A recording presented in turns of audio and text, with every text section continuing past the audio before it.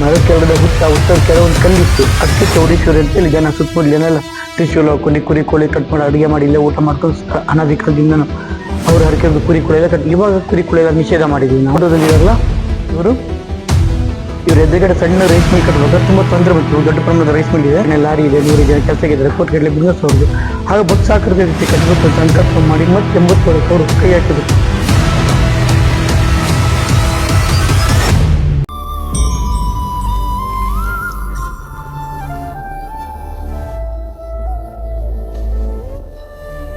Hi, ಎಲ್ಲರಿಗೂ ನಮಸ್ಕಾರ. ಇದು ಗಾಜಾ BGMS.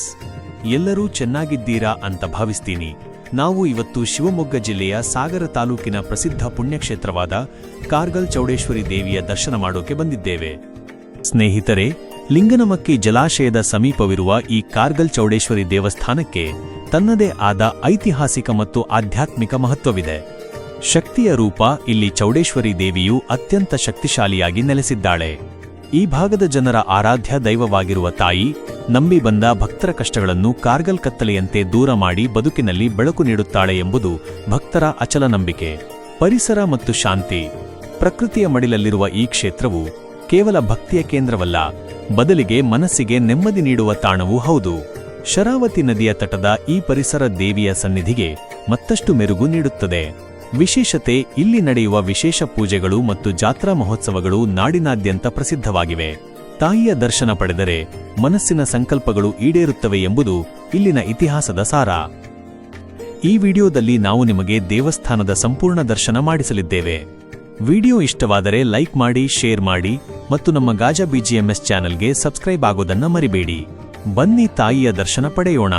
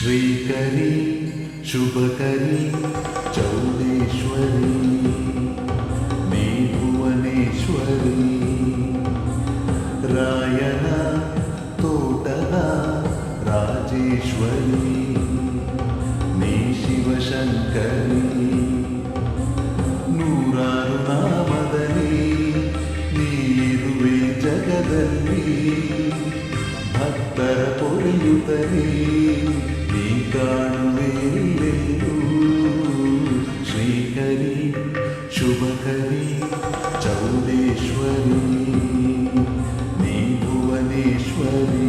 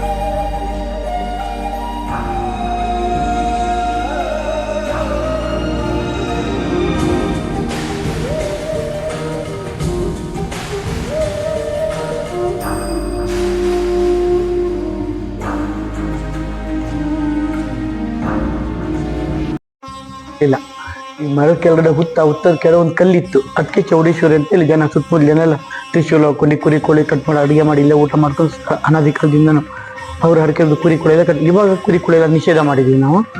ಹೀಗಿರ್ಬೇಕಾದ್ರೆ ಹುತ್ತೇನಾಗೋದು ಮಳೆಗಾಲದಲ್ಲಿ ಬಿದ್ದೋಗೋದು, ಬೇಸಿಗೆಯಲ್ಲಿ ಮತ್ತೆ ಚಿಗುರೋದು. ಆ ಹುತ್ತೊಳಗಡೆ ಸಾವಿರಾರು ತ್ರಿಶೂಲ ಇದೆ. ಆ ತ್ರಿಶೂಲದ ಮೇಲೆ ತ್ರಿಶೂಲ ಪಿಲ್ಲರ್ ಥರ ಆಗಿದೆ, ಯಾಕಂದ್ರೆ ಇವಾಗ ಮಳೆ ಬೀಳ್ತಲ್ಲ, ಬಿಲ್ಡಿಂಗ್ ಕಟ್ಟಿದೀವಲ್ಲ. ಹೀಗೆ ಆ್ಯಕ್ಚುಲಿ ಇದೊಂದು ತಪಸ್ಸುಗಳ ಸ್ಥಳ ಅಂತಲೂ ಹೇಳ್ತಾರೆ. ಅನಾದಿ ಕಾಲದ ಒಬ್ಬ ತಪಸ್ವಿ ಚೌಡೇಶ್ವರಿ ಆರಾಧನೆ ಮಾಡಿ ವರನ ಸಿದ್ಧಿ ಮಾಡ್ಕೊಂಡು ಅವ್ರ ಒಲೆ ಐಕ್ಯ ಅದು ಅವ್ರ ಮೇಲೆ ಹುತ್ತ ಬೀಳುತ್ತೆ ಅಂತ ಹೇಳ್ತಾರೆ. ಹಾಗಾಗಿ ಹುತ್ತಕ್ಕೆ ವಿಶೇಷ ಶಕ್ತಿ ಇದೆ. ಅವರು ತಪಸ್ ಮಾಡಿ ವರನ ಸಿದ್ಧಿ ಮಾಡ್ಕೊಂಡು ಐಕ್ಯ ಆಗಿದ್ದೆ. ಆ ಹುತ್ತಕ್ಕೆ ನೀವು ಇಲ್ಲಿ ಸಂಪ್ರದಾಯ 2 ತೆಂಗಿನಕಾಯಿ 2 ಎಲೆಡಿಕೆ ಮುಖಾಂತರ ಪ್ರಾರ್ಥನೆ ಇಟ್ಟರೆ ಎಷ್ಟೋ ಜನ ಮನೋಕಾಮನೆ ಪರಿಪೂರ್ಣ ಆಗಿದ್ದು ಉಂಟು. ಇವರು ಸುಭಾಷ್ ಮಹಾಲೆ ಅಂತ ಹೇಳಿ ಫೋಟೋದಲ್ಲಿ ಇದಾರಲ್ಲ, ಇವ್ರ ಎದುರುಗಡೆ ಸಣ್ಣ ರೈಸ್ ಮಿಲ್ ಕಟ್ಬೇಕಾದ್ರೆ ತುಂಬ ತೊಂದರೆ ಬಂತು. ದೊಡ್ಡ ಪ್ರಮಾಣದ ರೈಸ್ ಮಿಲ್ ಇದೆ, ತುಂಬ ತೊಂದರೆ ಬಂತು. ಅವಾಗ ಅವರು ಮಂದಿಯವರು ಮಹಾಲ್ಸಾ ನಾರಾಯಣಿ ಅಂತ ಗೋವಾ ಮಡದೊಳದಲ್ಲಿ ಮೂಲಸ್ಥಾನ ಇದೆ, ಅಲ್ಲಿ ಗ್ರಾಮ ದರ್ಶನದಲ್ಲಿ ಕೇಳಿಸಿದಾಗ ಎದುರುಗಡೆ ಶಕ್ತಿ ಇದೆ, ನೀನು ಅಭಿವೃದ್ಧಿ ಮಾಡೋದು ನಿಂಗೆ ಒಳ್ಳೇದಾಗುತ್ತೆ. ಈಗ ಫಸ್ಟ್ ಈ ಹುತ್ತಕ್ಕೆ ಅವರು 10x10 RC ಬಿಲ್ಡಿಂಗ್ ಕಟ್ಟಿದ್ದು ಇದು ಕಟ್ಟಿದ್ದು ಒಂದು 5 ವರ್ಷದಲ್ಲೇ ತುಂಬ ಅಭಿವೃದ್ಧಿ ಹೊಂದಿದೆ. ತುಂಬ ಅಭಿವೃದ್ಧಿ ಹೊಂದಿ ಇವಾಗ ಅಲ್ಲಿ 3 ರೈಸ್ ಮಿಲ್ ಇದೆ, ಬಾಯ್ಲ್ ರೈಸ್ ಬೇರೆ, ರಾ ಬೇರೆ, ಸ್ಟೀಮ್ ಬೇರೆ, 10 ಲಾರಿ ಇದೆ, 100 ಜನ ಕೆಲಸಕ್ಕಿದ್ದಾರೆ, ಕೋಟಿಗಟ್ಟಲೆ ಬಿಸ್ನೆಸ್ ಅವ್ರದ್ದು. ಹಾಗೆ ಭಕ್ಸಾಕೃತಿ ರೀತಿ ಕಟ್ಟಬೇಕು ಅಂತ ಸಂಕಲ್ಪ ಮಾಡಿ ಮತ್ತೆ 87ಕ್ಕೆ ಅವರು ಕೈ ಹಾಕಿದ್ರು. 87 ಕೈ ಹಾಕಿದ್ರು ಸ್ಟೆಪ್ ಬೈ ಸ್ಟೆಪ್. 98ಕ್ಕೆಲ್ಲ ಮುಗೀತು. ಆಲದ ಮರ ದೇವಸ್ಥಾನ ಕಟ್ಟತ್ತು ಒಂದು ದೃಷ್ಟಿಯಿಂದ ಆಲದ ಮರ ಕಟ್ ಮಾಡಿ ಬೆಳ್ಳಿನಾಗನ ನೆರಳು ಮಾಡಿ ಪ್ರಸಾದ ಕೇಳಿ ಆಲದ ಮರ ಕಟ್ ಮಾಡಿ ಚೌಡೇಶ್ವರಿ ಹುತ್ತದ ಕೆಳಗಡೆ ಇರೋದು ಮೇಲೆ ಪ್ರತಿಷ್ಠಾಪನೆ ಮಾಡಿದ್ರು. ಅವಳು ಹುತ್ತದಲ್ಲಿ ಉದ್ಭವ ಆಗಿದ್ದಕ್ಕೆ ಅವಳಿಗೆ ನಾಗಚೌಡೇಶ್ವರಿ ಅಂತ ಕರೀತಾರೆ. ಈ ಕಡೆ ಆಂಜನೇಯ ಸ್ವಾಮಿ ಪ್ರತಿಷ್ಠಾಪನೆ ಮಾಡಿ ಆಮೇಲೆ ಕೆಲವು ಫೋಟೋ ಇತ್ತು ಕೆಳಗಡೆ, ಲಕ್ಷ್ಮೀ ಗಣಪತಿ ಸರಸ್ವತಿ ಚಾಮುಂಡೇಶ್ವರಿ ಎಲ್ಲ. ಆ ಫೋಟೋ ತೆಗೆದ್ರೆ ಇಲ್ಲಿನ ಮೂಲ ನಿವಾಸಿಗಳ ಮನಸ್ಸಿಗೆ ನೋವುತ್ತೆ ಅಂತೇಳಿ ಫೋಟೋ ತೆಗೆದು ಪಂಚಲೋದಿ ಗ್ರಾಮರ ಪಕ್ಕದಲ್ಲಿ ಇಟ್ಟಿದ್ದಾರೆ. ಹಾಗೆ ಅವ್ರ ಮಂದಿಯವ್ರ ಮಾಲ್ಸಾ ನಾರಾಯಣದ ಮೋಹಿನಿ ಅವತಾರ, ಅದು ವಿಷ್ಣು ರೂಪಿಣಿ, ಅದೊಂದು ವಿಗ್ರಹ ಇಟ್ಟಿದ್ದಾರೆ. ಒಟ್ಟು ಅಷ್ಟು ದೇವತೆಗಳ ಗರ್ಭಗುಡಿ ಇದು. 98ಕ್ಕೆ ಪ್ರತಿಷ್ಠಾಪನೆ ಆಯಿತು. 2002ರಲ್ಲಿ ಅವರು ಹಾರ್ಟ್ ಅಟ್ಯಾಕ್ ಆಗ್ತಿರೋದು 52ನೇ ವರ್ಷಕ್ಕೆ. ಅವರು 45ನೇ ವರ್ಷಕ್ಕೆ ದಾನ ಧರ್ಮ ಸಿಂಪಲ್ ಜೀವನ ಇಡೀ ಸಾಗರ ತಾಲೂಕು ಹೆಸರು. ಒಂದು ಉದಾಹರಣೆಗೆ ಪಕ್ಕದಲ್ಲಿ ನಮ್ಮದು ಚೋಲ್ಟ್ರಿ ಇದೆ, ಅಲ್ಲಿ ವರ್ಷದಲ್ಲಿ 50 ಇಂದ 60 ಇಂಡಿವಿಜುವಲ್ ಮದುವೆ ಮನೆ ಆಗುತ್ತೆ. ಒಂದು ಮದುವೆ 40 ಇಂದ 50 ಸಾವಿರ ರೂಪಾಯಿ ಚಾರ್ಜ್ ಆಗುತ್ತೆ. ಇವಾಗ ಲೋಕಲ್ ಬಡವರಿಗೆ ₹1 ಒಂದು 10-15 ಮದುವೆ ಆಗುತ್ತೆ, ₹1 ದುಡ್ಡು ತೊಗೊಳ್ಳೋದು ಉಚಿತ ಕೊಡ್ತೀವಿ. ಅವರೇ ಖುಷಿಯಿಂದ 2,000 5,000 1,000 ಡಬ್ಬಿ ಹಾಕೊಂಡು ಹೋಗುವಂಥ ಕ್ರಮ ಈಗಲೂ ಅದೇ ರೀತಿ ನಡ್ಕೊಂಡು ಬಂದಿದೆ. ಮತ್ತು ದೇವ್ರಿಗೆ ಏನು ಸೀರೆ ಬರುತ್ತೋ ನಿಮ್ಮ ಕಡೆಗೆಲ್ಲ ಹರಾಜು ಹಾಕ್ತಾರಲ್ಲ, ಇಲ್ಲಿ ಹರಾಜು ಹಾಕಲ್ಲ, ಮಾರೋದಿಲ್ಲ. ಹಾಗೆ ಕರೆಕ್ಟ್ ಮಾಡಿ ವರ್ಷಕ್ಕೊಂದು ನವರಾತ್ರಿಯಿಂದ ದುರ್ಗಾಷ್ಟಮಿ ದಿನ ಸಂಜೆ 6 ಗಂಟೆಗೆ ವಿಶೇಷ ದುರ್ಗಾ ನಮಸ್ಕಾರ ಪೂಜೆ ಮಾಡಿ ಆ ಸೀರೆ ಎಲ್ಲ ಇಟ್ಟು ಬಂದು ಮುತ್ತೈದರಿಗೆ ಆ ಸೀರೆನ ಬಾಗಿನ ದುಗ್ಧ ಹಂಚ್ಬಿಡ್ತೇವೆ. ಸೀರೆ ಕುಪ್ಸ ಹಣ್ಣು ಕಾಯಿ ಹೂ ಎಲ್ಲ ಕೊಟ್ಟು ಈ ವರ್ಷ 1000 ದುರ್ಗಾಷ್ಟಮಿ 1200 ಸೀರೆ ಕೊಟ್ಟಿದ್ದೀವಿ ನಾವು. ಆದ್ರೂ 100 ಸೀರೆ ಉಳಿತು. ಅಷ್ಟು ಜನ ಬರ್ತಾರೆ ಸೀರೆ ಪ್ರಸಾದ ತೊಗೊಳಗೋಸ್ಕರ. ಮೈಸೂರು, ಮಂಡ್ಯ, ಬ್ಯಾಂಗ್ಳೂರು ತುಂಬ ಜನ ಬರ್ತಾರೆ. ಪ್ರತಿ ಶುಕ್ರವಾರ ಪ್ರತಿ ಅಮಾವಾಸ್ಯೆಯಿಂದ ಅವ್ರ ಮಗನ ಮೇಲೆ ಆಹ್ವಾನ ಆಗುತ್ತೆ. ಏನೋ ಸಮಸ್ಯೆಗಳು ಇದೆ, ಜನ ಹೇಳಕ್ಕೆ ಬರ್ತಾರೆ ಇಲ್ಲಿ. ಮೈಸೂರು, ಮಂಡ್ಯ, ಬ್ಯಾಂಗ್ಳೂರು ತುಂಬ ಜನ ಬರ್ತಿದ್ದಾರೆ ಇಲ್ಲಿ. ಆಮೇಲೆ ಪ್ರತಿ ಅಮಾವಾಸ್ಯೆಗೆ ಸಂಜೆ 6 ಗಂಟೆ ಟಿವಿಯಲ್ಲಿ ಬರ್ತಾ ಇದೆಯಲ್ಲ, ಆರತಿ ಒಂದು ಪಲ್ಲಕ್ಕಿ ಉತ್ಸವ ಇದೆ. ಪಲ್ಲಕ್ಕಿ ಉತ್ಸವ ಸಂಜೆ 6 ಗಂಟೆಗೆ, ಅದಕ್ಕೂ ಸುಮಾರು ಜನ ಬರ್ತಾರೆ. ಅಮಾವಾಸ್ಯೆನ ಬೆಳಿಗ್ಗೆ ತಿಂಡಿ, ಮಧ್ಯಾಹ್ನ ಊಟ, ಸಂಜೆ ಲೈಟ್ ಟಿಫನ್ ಮತ್ತು ರಾತ್ರಿ ಊಟ ಇರುತ್ತೆ.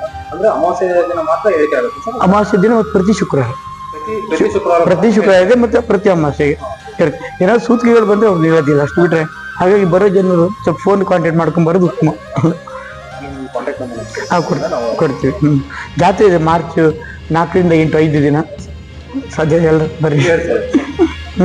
ಇದರಲ್ಲಿ ಜಾತ್ರೆ ಎಲ್ಲ ವಿಶೇಷ ಇದು ಮಾಡ್ಕೊಳ್ಳಿ, ಆಯ್ತು.